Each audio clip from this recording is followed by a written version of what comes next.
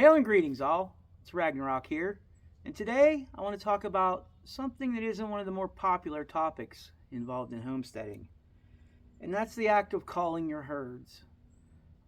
With winter fast approaching, the time is now to determine which of your livestock are going to continue on into the next year, which are your best producers genetically, and how your herd or your flocks are going to take on the winter ahead.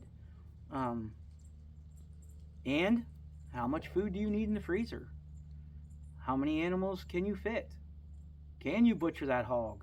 Do you have the space to store it, to freeze it? Or do you have other means to prepare it into your pantry? These are all things to consider. It's not an easy decision on any livestock or on any homestead, but it is a necessary one. When you're living a homesteading lifestyle, your animals are more than just pets. They are feeding you family, they're working, they're breeding for you. They have a role to play, and if they're not fulfilling that role on the homestead, then it's time to cull them. Now, immediately, everyone wants to think of culling as killing, and that's not the case at all. Culling, Culling, doesn't have to involve harvesting. Maybe you have 6 ducks in your flock and you only need 4. Maybe you give 2 of them away to someone else. That would be an act of culling your flock. The same thing going into whether you sell an animal. You may want to sell them now before the winter strikes, where they'll have a better life somewhere else, or they'll serve another homestead with another purpose. My kitty.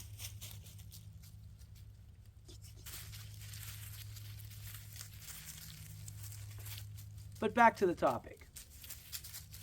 So now I have decided that it is time to start culling my flocks. And so I begin that process today.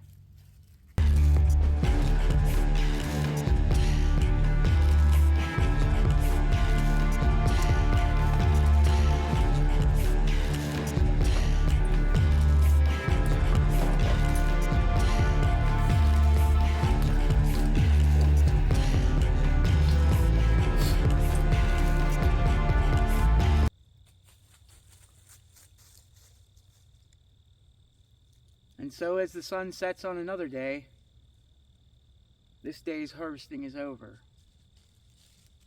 I had to make some tough decisions, but it's for the betterment of the homestead, for the betterment of my family, and for the betterment in the long term for our herds and our financial stability. You can't be afraid to homestead if you're a homesteader. You can't have a flock of pets that aren't producing for you. You have to make tough decisions, and that's part of the lifestyle. There's no way around that. And that's the difference between success and failure. You learn what is valuable and what is not, and the most valuable form that it has, whether that's a live breeding doe or a stew on a cold winter night. So until next we meet, be well.